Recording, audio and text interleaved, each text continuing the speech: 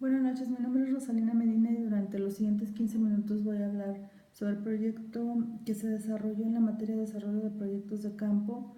En este caso, el nombre de mi proyecto es el de la apertura del restaurante saludable que se realiza en la ciudad de Metepec, Estado de México. Primeramente, el objetivo de este proyecto es tener un restaurante que pueda dar atención a los comensales con comida saludable, a buen precio y con un buen sazón.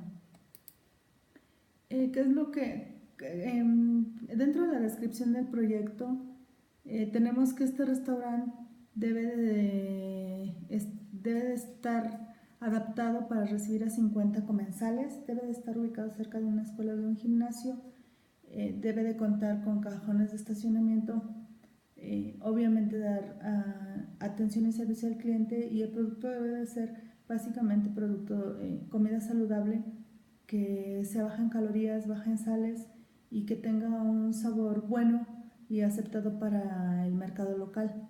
El personal debe estar capacitado, debe de cumplir con las normas que se indican en este proyecto, y todos los permisos solicitados tanto por la ciudad como por el SAT deben de cumplirse.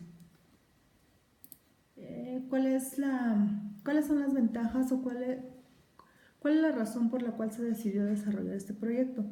Básicamente este proyecto se desarrolla porque creemos que hay un nicho de mercado en la población que busca tener comida saludable a buen precio, que, te, que esté que cumpla con sus expectativas en cuanto al sabor, la calidad, la cantidad, y que esté cerca de sus lugares de trabajo o de sus hogares. Las ventajas que nosotros vemos para este proyecto es que está ubicado estratégicamente en la ciudad, el abastecimiento de materias primas es relativamente sencillo y se cuenta con poca competencia en las cercanías. Entonces esto hace que el proyecto sea un proyecto que se considere viable y atractivo para el inversionista. ¿Cuáles son las desventajas? Que el mercado prefiere consumir la comida alta en carbohidratos y de bajo costo, y de preferencia que se pueda llevar fácilmente. ¿Esto qué quiere decir? Que bueno, de repente es mucho más barato tener el dinero para comprar una torta o un tamal que para comprar una ensalada, porque tenemos la creencia que la ensalada no nos va a llenar.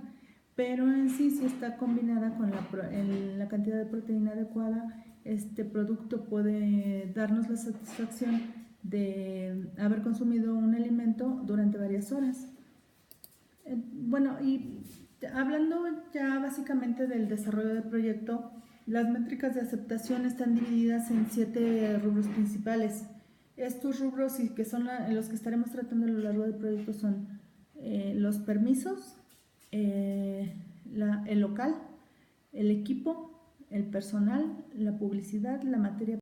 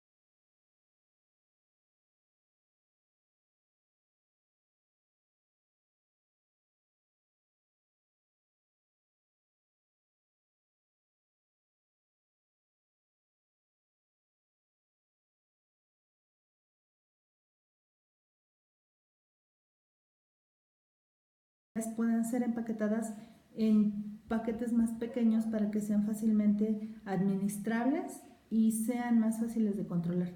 Entonces tomamos estos 7 aspectos del proyecto y los subdividimos en paquetes más chicos. Por ejemplo, los permisos se subdividen en 2 paquetes más chicos, que son los permisos del SAT y los permisos de la ciudad. Por una parte se tiene que cumplir con los requerimientos ante Hacienda y por otra parte con los requerimientos que Metepec pide para poder instalar un negocio. Otro ejemplo es el equipo. Para el equipo tenemos una parte que es la selección de los proveedores y una más que es la compra, y así con cada uno de estos siete rubros que se van a manejar en todo el proyecto. El EDT contempla también un diccionario. Este diccionario lo que hace es hacer una descripción, un entregable y un criterio de aceptación de cada uno de los rubros que se están manejando. Para el caso de este proyecto tenemos, por ejemplo, el personal. Uno de los rubros es el personal, donde tiene como descripción dice que debemos tener procedimientos, capacitación y capacitación. El entregable es que el personal efectivamente haya sido capacitado y pueda realizar las actividades que se le solicitan dentro de los parámetros que se consideran como aceptables.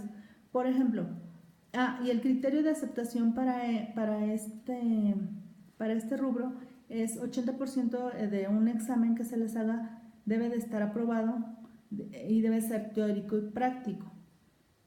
Entonces, así como con el personal se tienen descripciones entregables y criterios de aceptación para cada uno de los rubros que se están manejando dentro de este proyecto. ¿Cuáles son las salidas de la etapa de planificación? La primera de las salidas es el cronograma. El cronograma nos ayuda para tener un control de cuáles son las actividades que se van a desarrollar a lo largo del tiempo. En este caso también estamos considerando solamente los 7 aspectos que mencionamos en un principio.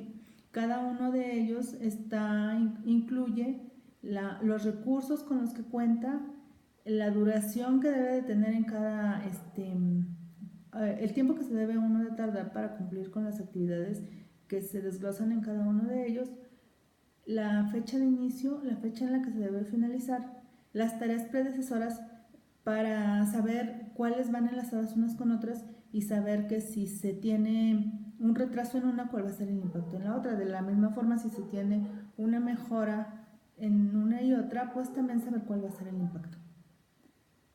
¿Cuál es el porcentaje que se lleva de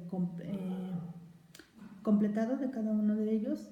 Y el estado puede ser sin iniciar, en progreso, en proceso o finalizado. Se creó un diagrama de Gantt para que se tuviera un mayor control sobre el avance de cada una de las etapas. Este cronograma, como lo indiqué anteriormente, menciona las tres actividades que son consideradas como hitos, que es el equipamiento, la compra de la materia prima y la inauguración. También desglosa los recursos con los que se cuentan. Después seguimos con la gestión de calidad. La política de calidad incluye 2 cosas principales. La primera, que se cumpla con los tiempos que fueron especificados en un inicio, y la segunda, que se trabaje dentro del presupuesto y no se gaste más. La única desviación que está tolerada es 3% y saliéndose de esa desviación se tienen que tomar acciones correctivas. ¿Cuál es la matriz de la actividad de calidad? Está enfocada en 4 partes. La primera son los requerimientos, la verificación del alcance, la verificación del tiempo y la verificación del costo. Todo ello debe de llevar una tarea de control que está bajo la responsabilidad tanto del patrocinador principal, el gerente del proyecto. Dentro del plan de calidad tenemos también un plan de mejoras de proceso. ¿Cuál es el objetivo? ¿O qué es lo que el plan de mejoras marca? Cuando nosotros tenemos un punto de mejora que hemos detectado que se debe de manejar dentro del proyecto, nosotros tenemos que delimitar ese proceso, es decir, dónde inicia y dónde termina.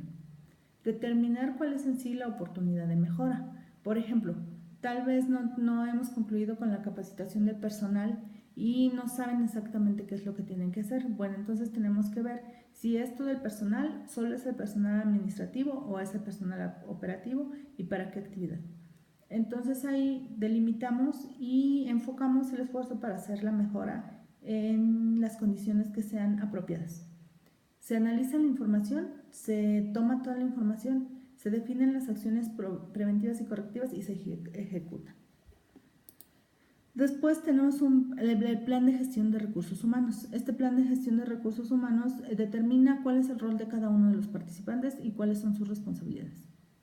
En lo que se refiere al restaurante saludable, tenemos un organigrama del proyecto donde a la cabeza está el patrocinador principal, después el director de proyectos, el asistente de proyectos que apoya a todo el equipo, el gerente de proyectos, el gerente de adquisiciones y el gerente de recursos humanos.